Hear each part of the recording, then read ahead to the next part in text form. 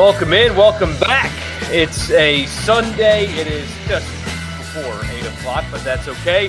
We are back finally after a couple of missed live streams. I appreciate all of you for being here. However, and wherever, whenever you're listening or watching, I appreciate you. Sorry about this past week. We had those really bad thunderstorms that came through. And when we were doing the radio show, so Haydad and I are live on the air as the storms are coming through. We're giving weather updates and stuff like that. I get home that night and some kind of power surge or something. Some kind of power surge fried the power supply and the hard drive on my computer. It was a very old computer anyway. So, I mean, it's kind of a blessing in disguise. I needed a new one to begin with, but a storm is what did it in. Took us a little bit to get me a new one and get it all set up. So we're here now. We're back, and I'm glad to see you guys. I know that, missing episodes only leads to lost audience. So for those of you that are still here, I'm glad that you're here. Let's talk Ole Miss sports. My name is Michael Borky. This is the Rebel Report. We've got basketball, a little bit of baseball, not too much to really take away from the weekend, but there are a couple of things, and they're done with non-conference weekends, not non-conference play, but they're done with non-conference weekends, and the baseball team has given you every reason to buy back in. Now, it gets real. The competition increases rather dramatically starting this weekend, but they did basically everything that they needed to get the fan base to start believing in the program again. So, talk some basketball. Ole Miss is in great shape despite the Florida game for the postseason NCAA tournament. They're in great shape. And so we'll talk about that, read your comments and more on this edition of the show presented by the Gregory Law Firm. DJ Gregory of the Gregory Law Firm. He's in Fulton, Mississippi, but he can take care of you anywhere for personal injury. So if you've been personally injured, don't waste another second. Wake up tomorrow. Call DJ Gregory at 662-397-9799.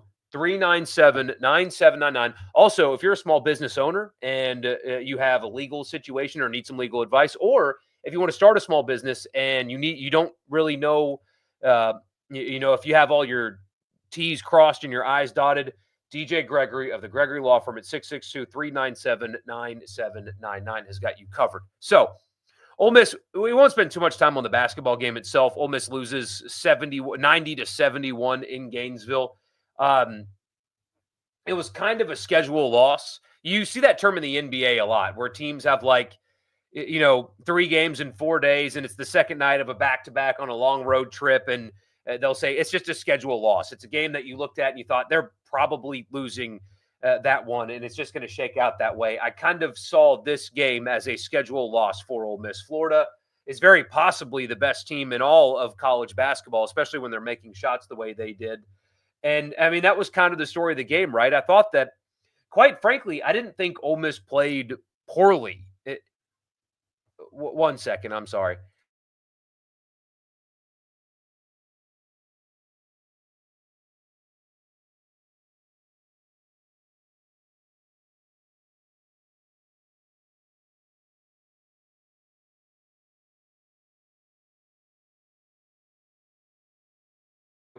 Sorry about that. And I completely lost my train of thought.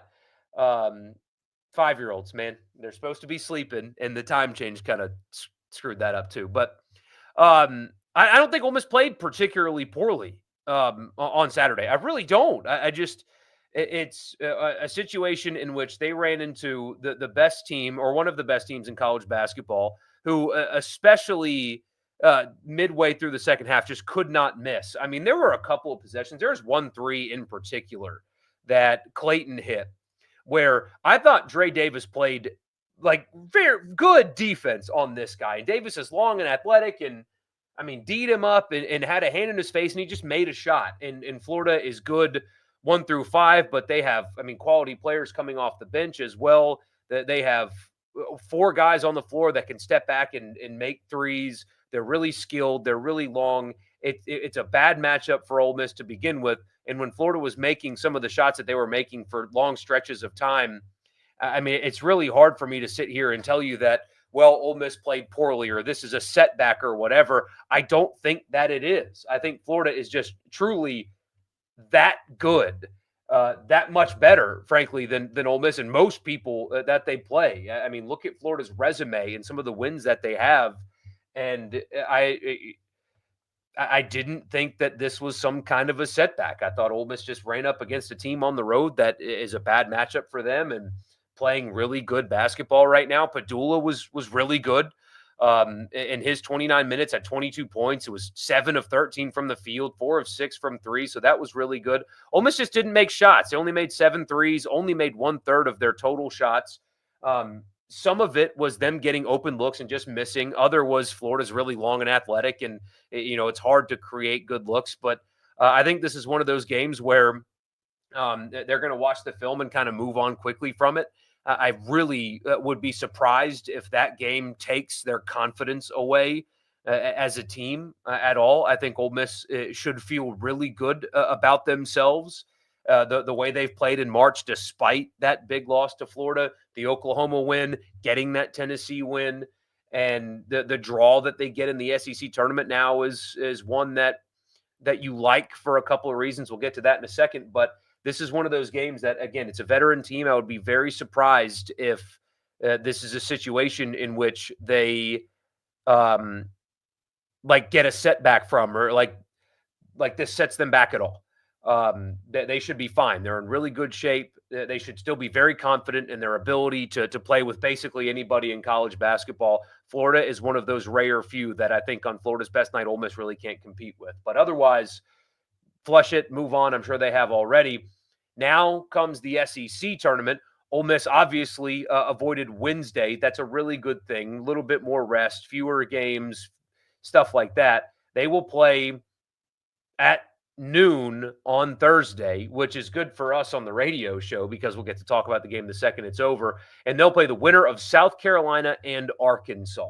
So South Carolina and Arkansas play at noon on Wednesday. They'll play the winner of that game at noon on Thursday, and that won't be an issue where there's like a scheduling thing where the game's supposed to start at 3, but because of the game before, they'll be the first game of the day on Thursday, which is unfortunate for those of you that want to go, obviously, because that's a work day. But Arkansas probably punched their ticket to the tournament with that win over Mississippi State. 1 second again, I'm sorry.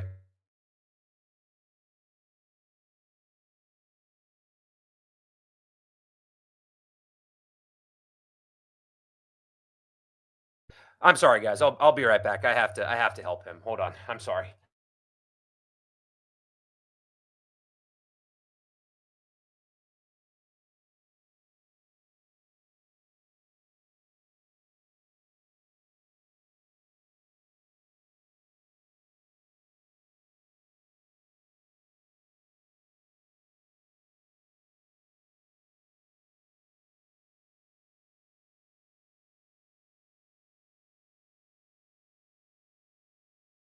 Sorry about that. Goodness. Parenting is, is something else. Um, so yeah, Arkansas probably punched their ticket to the tournament on with their win over Mississippi State on Saturday. That was a big win for Arkansas. They almost blew it. They almost blew it, and so Auburn would be sorry, goodness, threw me off. Would be who Ole Miss plays should they win that game. I have a feeling it's going to go down as simple as it looks, that they'll get a win on Thursday and they'll turn around and play Auburn on Friday and lose. And I don't know if that's the worst thing for this team. I know it's kind of crazy. It's kind of like sports talk radio, like hot take guy, that it's better if Ole Miss loses in the SEC tournament. But I do think that they really have little to lose. I mean, I guess they could fall a seed line and maybe flirt with the 8-9 game, which I don't think they will. And we'll look at those in a second as well. But Auburn, as you guys know, pretty bad matchup for Ole Miss. We've seen that already this season. Auburn's really long and athletic, and that'll be a tough game for Ole Miss, having to turn around and play literally the next day. But a win over, say, Arkansas would solidify them getting out of the 8-9 game for sure. They'd be flirting with 6 or 5, or at least they should be anyway. And they can go home and rest and get ready for the important tournament, which happens just 1 week later. So interesting draw for Ole Miss for sure. I mean, they should get a win on Thursday. There's a long time between now and then. They avoided having to play on Wednesday, which is a good thing for this team. And yeah, I mean, they're in great shape. You should feel very good about the state of your basketball program just in general. I mean, now that the regular season's over, the fact that they were able to get to 10 SEC wins in a year in which the league is the best it's ever been, the league has been the best it's ever been, and their best player has been playing on a knee that is being held together by injections and duct tape. He's not even practicing. And they got to 10 SEC wins. It's a remarkable coaching job. It's a credit to a lot of the players as well. Having the Alabama and Tennessee and Kentucky wins, for that matter, are huge. Looking back in the non-conference, that win at Louisville now is a massive win. This was a really good, highly successful season so far, and we'll see if they can put a cherry on top of it. The goal in year 2 was always to make the tournament. They've done that. They get at least the first round bye in the SEC tournament. They get 10 conference wins. It's a big step forward. Let's see how big of a step forward that they can take here in just about a week. We'll give a quick thought on baseball, then read your comments after I tell you the podcast is brought to you in part by Toyota of Brookhaven. Exit 40 in Brookhaven. Exit 40 in Brookhaven, or at toyotaofbrookhaven.com. Toyotaofbrookhaven.com is the website. So if you're not in the area and you want a great car buying experience, check out their online inventory. It's right there for you. You can see what you like and then hop in the car and make a trip, because I'm telling you, as somebody that's had a bad car buying experience, I wish that I would have driven down to Brookhaven as opposed to buying who I bought through here in the area. So check them out. Exit 40 in Brookhaven, online at toyotabrookhaven.com. Tell them I sent you $1,000 off. $1,000 off. Tell them I sent you $1,000 off on any in-stock new Toyota. They have a service department that's open Monday through Friday, 7A, 7P. So pretty convenient for you if you are in the area. And also interest rates as low as 1.99%. For 48 months on all in-stock Tundras. An outstanding looking truck, by the way. If you haven't seen the new ones lately, you should check them out. Toyota of Brookhaven, great service, great savings. They deliver. So Ole Miss gets a sweep. I want to say a rather easy sweep, although Friday got weird there for a second, of Jacksonville State.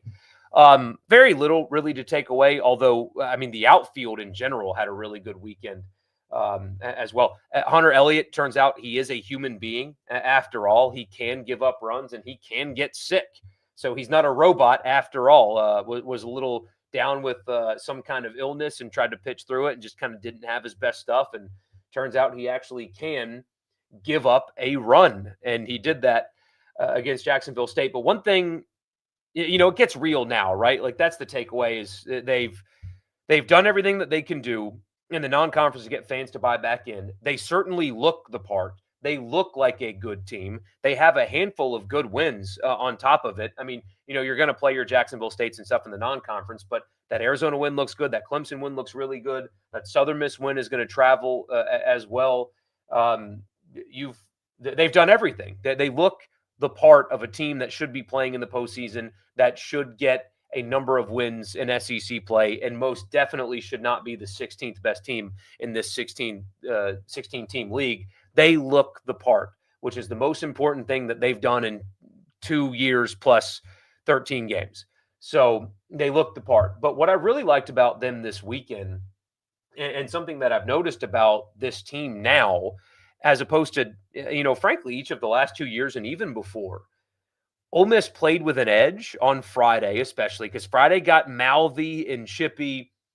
And I don't always love, like, the constant talking and all that stuff. I don't like it. I think that as a player, you should kind of act like you've been there before. But Jacksonville State was chippy. They were mouthing off out of the dugout. And Ole Miss took that and, like, shoved it right back in their face. They had like a kind of a swagger about the way that they approach things, and the way that past Ole Miss teams kind of fold in spots like that, or allow that to get to them. This one, it appeared, heard that and kind of like gave them the side eye. I was like, wait, really? You're talking to me? Let me show you. And then they start mashing a bunch of home runs. And Ole Miss is a physical baseball team.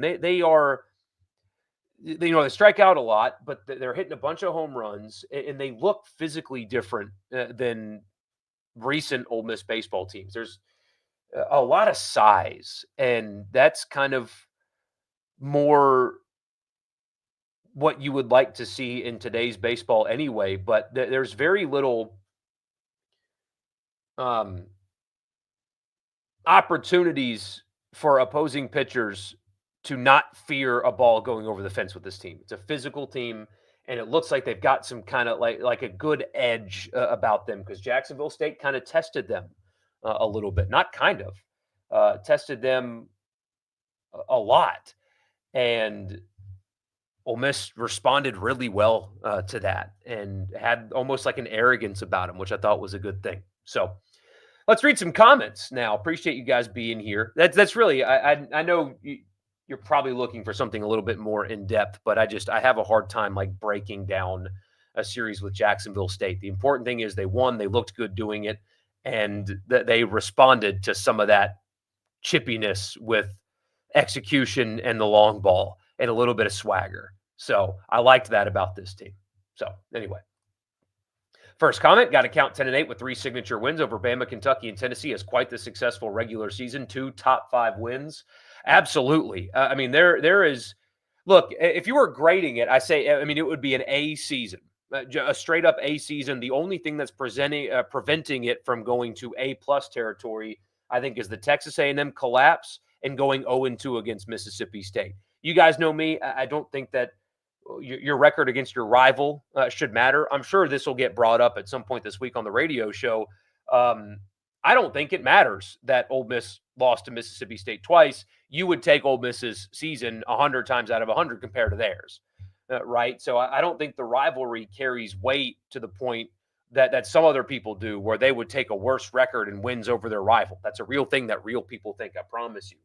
But in this case, Mississippi State punked them on their home floor, and the Texas A&M collapse are the two things that are preventing it from being like an A-plus season.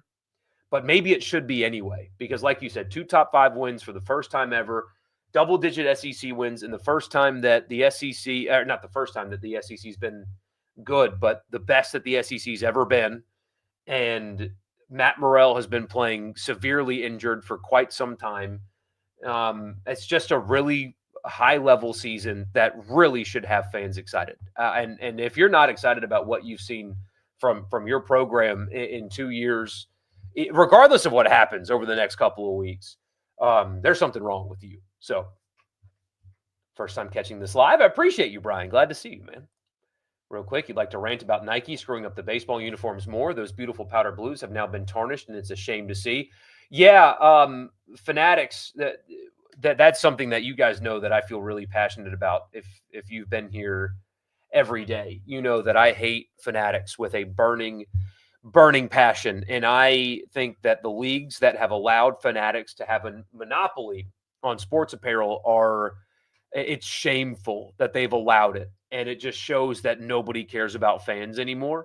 And the fact that we're now allowing Fanatics to have their say in jerseys and stuff is also a problem. I don't know what's gone on, but like these Nike jerseys that they've sent to Ole Miss are worse. And I can't stand it, man. I really can't stand it. I think Ole Miss can make the Sweet 16 now, only with the right draw. And that's what matters. And I mean, I forgot to pull up the bracket matrix a second ago. I really can't talk tonight, guys. I'm sorry. But the bracket matrix, which is the service that has all of the brackets, and they like kind of make a composite of where things stand. Bracket matrix has Ole Miss as a 6 seed, so that's the consensus. But they're a 6.15, so they're kind of close to a 5. And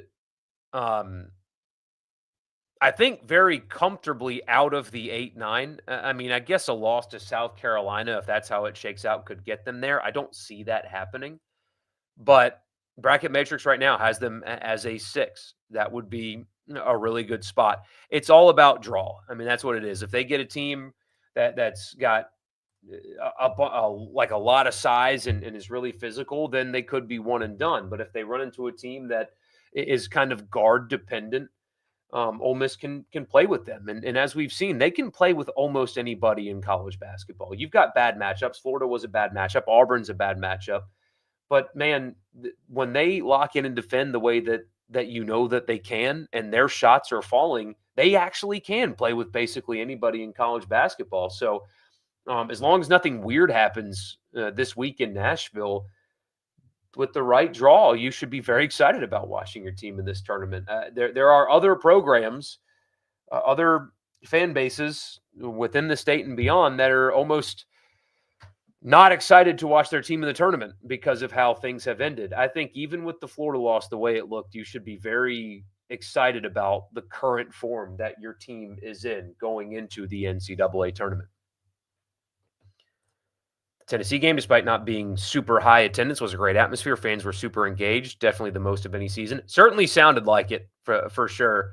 And you hope that those kind of wins can help continue to build the casual fans, right? Because that's who you need to fill stadiums and arenas and ballparks, is the casual fan being bought in. There's always going to be a core group of Ole Miss fans that will be engaged in basketball, but to fill a 9,500 seat arena, especially when most people are having to come from out of town, you need the casual fans to start buying in. A season like this, even like if they're able to manage winning just even one tournament game, you'll start taking these opportunities and turning them into something significant. And so you guys know me. I love this. I think basketball is so much fun, but also really important. And so having winning basketball is a big deal. It's a huge deal for Ole Miss. Like to hear my thoughts about the court storm and fine. And part two of that, should Auburn be punished for throwing towels at Bama players? So we talked a lot about this on the radio show, a good bit. Yes, Auburn should be punished and fined for their students throwing towels at Alabama players. You have set the precedent. Greg Sankey, in his condescending statement, mentioned one student throwing one item on the court.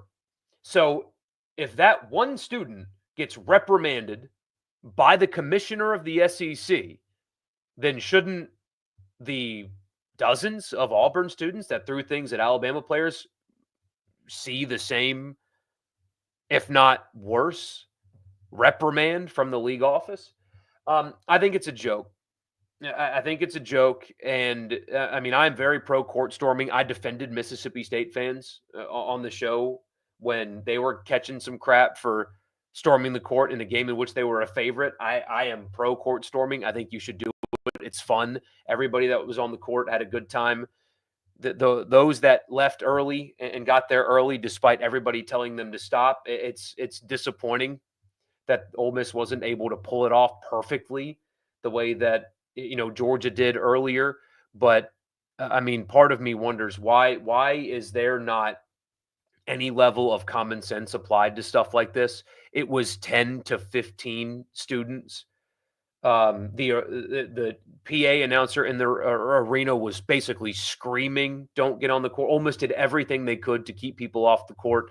And those 10 or so students that got there, they did not buy. Tennessee was in no danger. Their players were not confronted. These students were not anywhere close to them at all.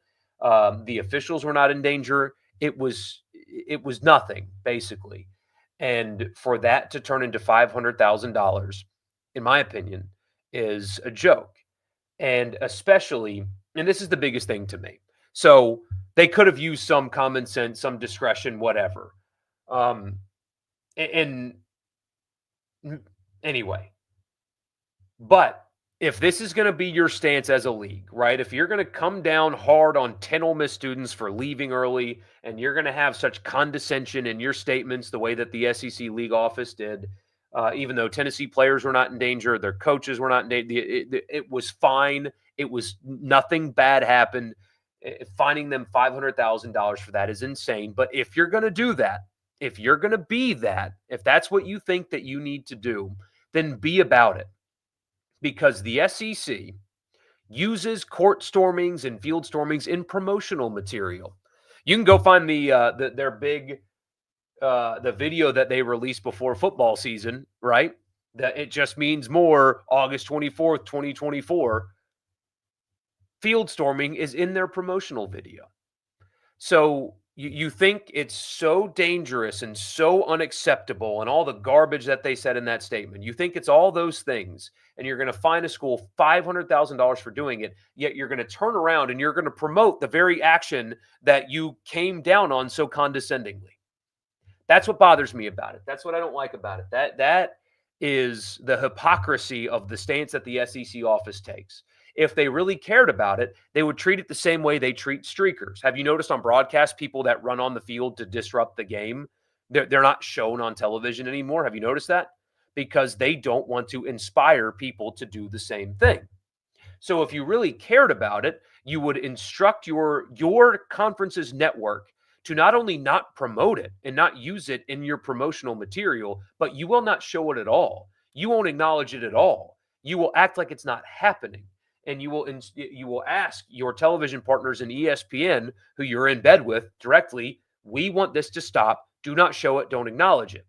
However, when Ole Miss stormed the court, ESPN, I mean, it was front and center all over the screen. They show it in the highlights. It's part of this. Oh my gosh, look at March. Basketball's amazing. Look, a court storming here. So they promote it. They're all for making money off of it, but yet they can turn around and be so incredibly condescending towards Ole Miss for 10 students going a little bit early. And that hypocrisy is what bothers me. And it especially bothers me because you guys know my stance on it. For everybody, court stormings and field stormings are part of the fabric of college sports. That's what makes them fun. That doesn't happen in any other American sport. That doesn't happen here, just in college sports. And here you are taking yet another thing away from fans that made them fall in love with your teams in the first place. Court stormings are memories that will last forever. And you're trying to take it away. But not only are you trying to take it away, you are doing so while also promoting the action and profiting off of said action. That's what bothers me about it. The complete and total hypocrisy of it. Cannot stand that part of it. If you're about it, if you want it gone, be about it and get rid of it. Podcast is brought to you in part by Advantage Business Systems. Check them out online, absms.com. Advantage Business Systems has you covered for all of your Mississippi office technology needs. So if you're a Mississippi company and you need office technology, anything from copiers and printers and mail machines to cloud storage and data security, IT projects, phone systems, whatever it is, if it's tech, if it's in the office, and your Mississippi business needs it, check them out, absms.com, and tell them I sent you. Podcast is also brought to you in part by Priority One Bank. They make you their priority every day with their online banking platform. It's a one-stop shop. All you need is an internet connection, and you can do whatever it is that you need to do with your money because Priority One Bank makes you their priority. Say, I think we're going to make the tournament. What do you think the best, worst case seed? There's no I think they're going to make the tournament. They will. It is a guarantee. Ole Miss will absolutely, no doubt, make the tournament. I mean, best case scenario is, they beat Arkansas and Auburn. And, best case scenario is they win the SEC tournament and become a 4 seed or a 3 seed.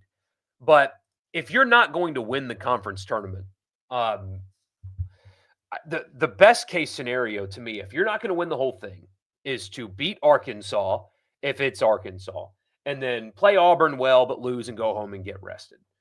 Because, this is – I don't know if it's true or not. It always feels, though, like the committee is building the bracket before the conference tournaments are over.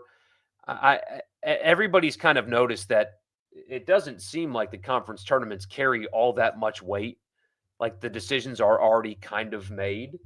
So I think the likelihood is they'll be a 6 seed, possibly a 7 if they lose on Thursday. They could play their way into a 5, I suppose, but somewhere in that range is where they're likely going to be. And the best case scenario matchup for them is a mid-major that has a bunch of guards and plays through guards. Without great length or size, because that is a matchup that Ole Miss is incredibly favorable in, obviously. So Wednesday's win was the signature W for the Beard era so far. They showed a lot of guts in the second half, including being plus 12 in rebounds, which was insane. Brakefield turned into prime Anthony Davis. That was it was a joy to watch them play. The intensity, the plan, Brakefield going off on senior night, the court storming, everything about everything about that was just awesome. It was just awesome. When like that goes a long way for the basketball program as a whole, I agree. Now they go to the tournament and the fan base is being shown why they should be bought into basketball. Absolutely. Ole Miss basketball give Beard a contract extension. I mean, yes, that will absolutely happen for sure. I mean, there's no other that will happen regardless if um, regardless if Indiana like makes a real run at him or not, you're still going to get one. And yeah, not surprised at all by the Florida game. Quite frankly, I think Florida's the best team in the country right now. I think so. I think so too. And the thing is, Auburn gets all the love and the fanfare and all that stuff. Florida is built like Auburn, but they don't have head cases. And as you guys saw it, Auburn's got one head case in particular, and he happens to be the oldest player on their team, and he's 25 years old, and he's a head case. And he in the tournament got himself ejected in their last game of the season against their biggest rival, got himself ejected for a stupid play. Auburn, it feels like that they're like a ticking time bomb, like they're undisciplined despite being exceptionally good, right? They're an elite team. Florida is Auburn without the drama. Ole Miss can beat Auburn right now.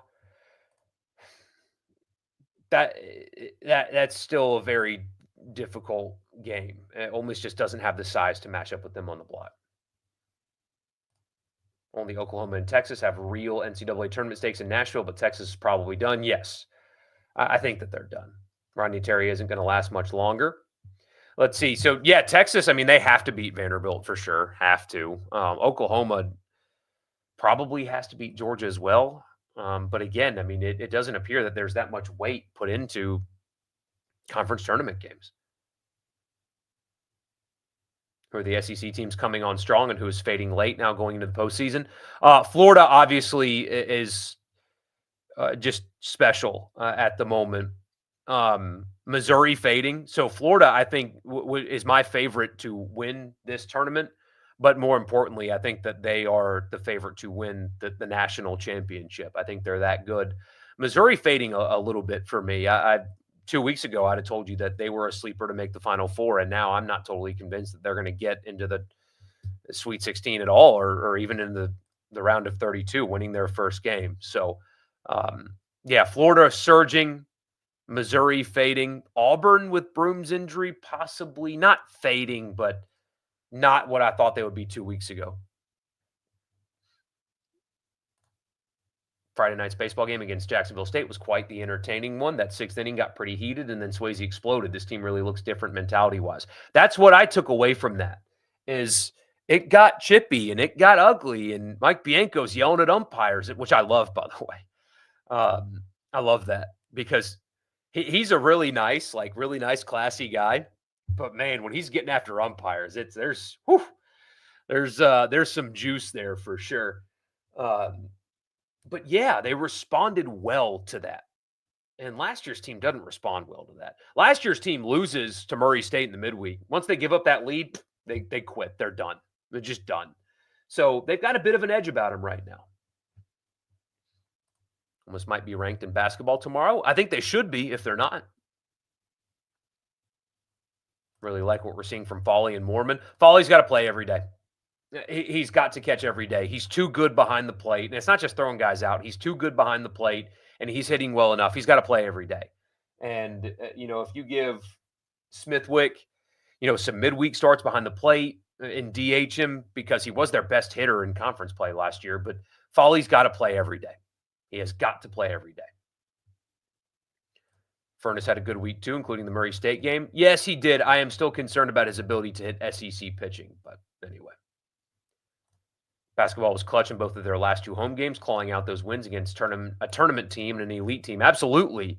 And doing that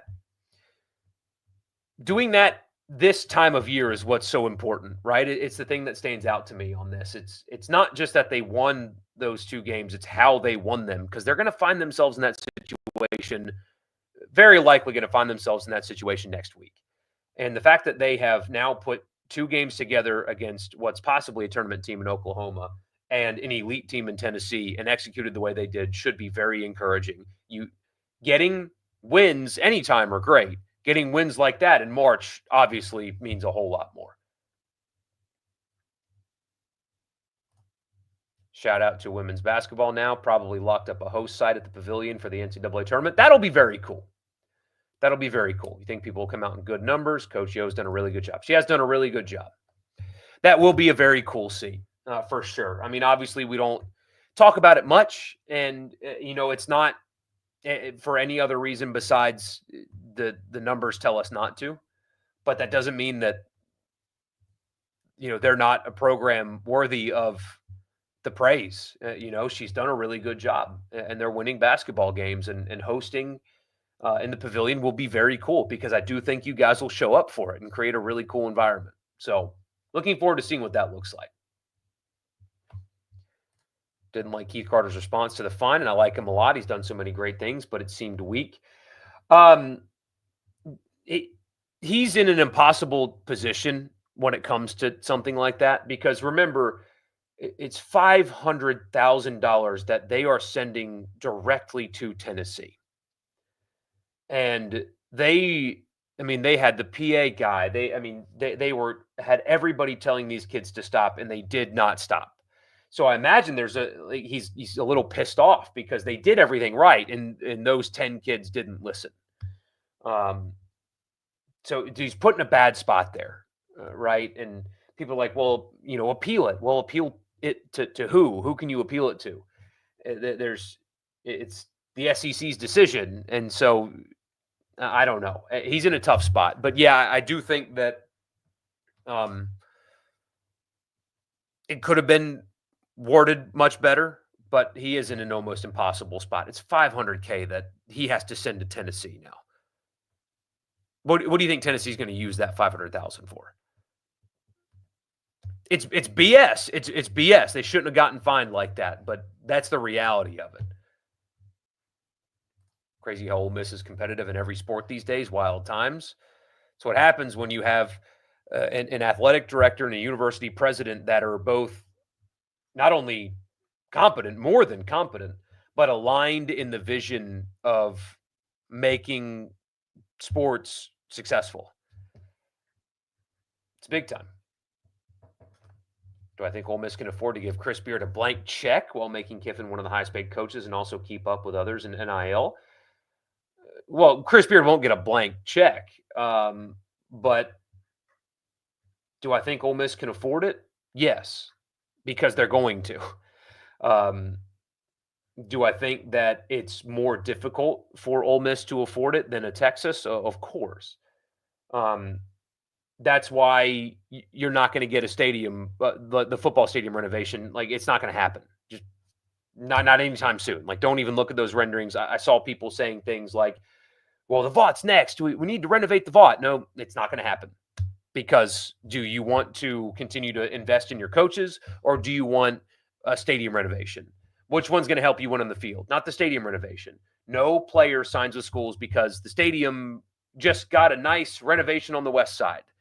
No. So they have to be more frugal in places that other programs like Texas do not. And you have to look at, like, Ohio State's athletic budget is huge, right? And of course, they have more money than Ole Miss, but they also sponsor like double the sports that Ole Miss does as well. So the number of sports that they have at Ole Miss also helps because they don't have as much money spread around. So that helps too. But you, the fans, have stepped up. Both the the lower middle class fans that are given $10 a month or like just buying tickets to games when they can, and also the big money people have stepped up as well, and that helps.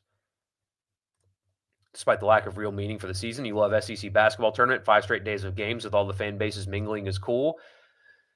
Yeah.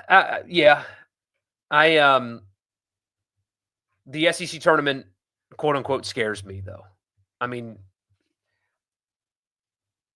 if I'm just being honest, like Matt Morrell does not need to be he will because he's a Warrior and all that, but like Boy, I think it would be better if Matt Morrell didn't spend 4 days playing 4 games in Nashville when the real tournament's coming up next week, you know?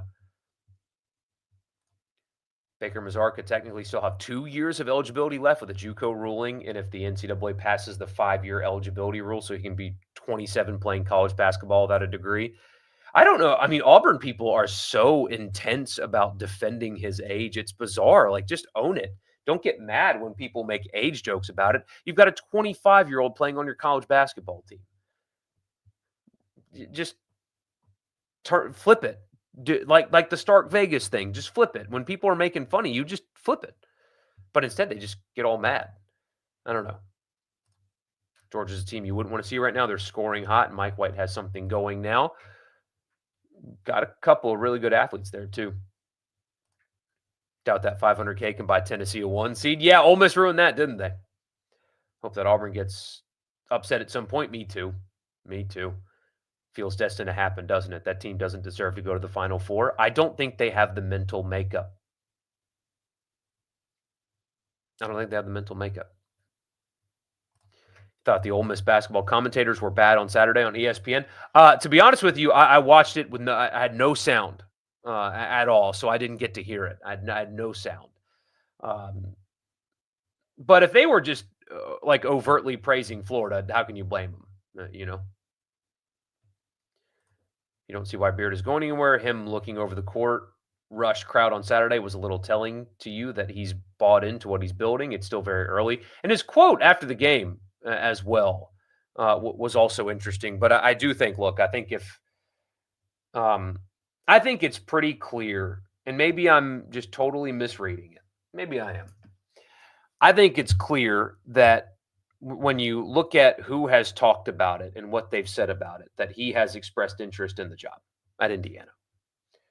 I think that you can probably safely say that. I also think that Ole Miss is going to not only invest in him from a salary and staff perspective, but are about to spend a lot of NIL money on him as well. So if Indiana doesn't offer, Ole Miss is going to make it really hard for anybody else to look attractive. Ole Miss is trying really hard in basketball. Keith Carter's trying really hard. I think that there would be nothing that they could do when it comes to Indiana. Maybe I'm wrong. I don't want to talk about this much because until an offer comes, what a waste of time. But I think both things can be true at once. I think that Indiana, I mean, when you got Rick Pitino, Jeff Goodman talking about it, even though Goodman did say that he does not expect that offer to come, which is important. But you know who those guys talk to, right? You know where that stuff comes from. That can be true while it also be true that he sees the potential in what he's currently got, where he's currently got it, and what they're about to invest in him will be real. And there's a legitimate opportunity to become what Bruce Pearl is to Auburn. That opportunity is there. You can win at Ole Miss. I know it hasn't been done, but they're showing you, and Keith Carter is about to continue to show that you can win in basketball at Ole Miss. They are willing to invest, and so anyway. If you're Ole Miss, you're wanting to win the Thursday game and then move into the big tourney. Playing on Friday would be cool.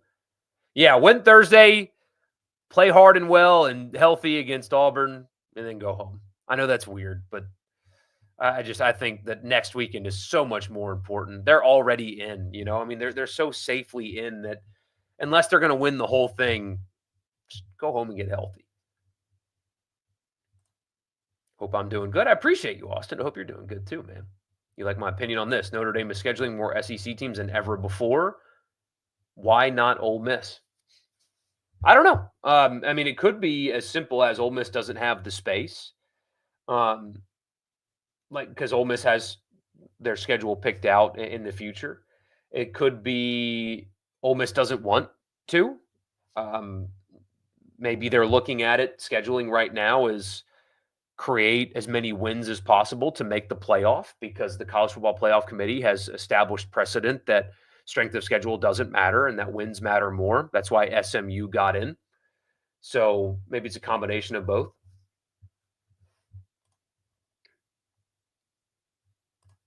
Auburn last year ran through the SEC basketball tournament for 3 days and only a week later get upset by Yale. Is the hat and t-shirt game worth it? That's kind of where I'm coming from, man.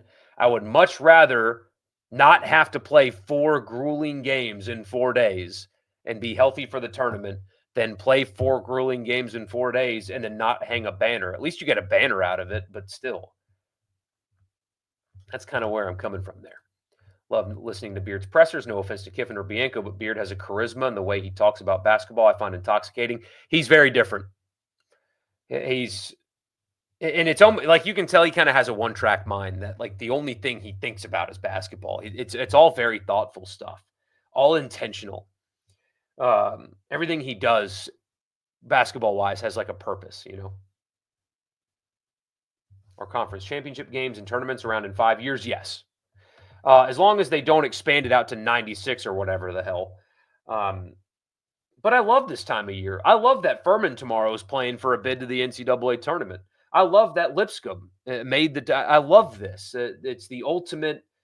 And basketball is a perfect sport for this. Baseball works as well, but basketball is the perfect sport for this, where the little guy actually can make noise. That can't happen in football. St. Peter's can't beat Alabama in football. It would never happen, not in a playoff setting, but it can happen here. So I hope the tournament style. It's too financially lucrative for everybody involved as well. But anyway, I got to run, guys. I appreciate you. Sorry for this past week and missing. It's just the computer got fried. It just got totally fried. We got a new one. We're good to go.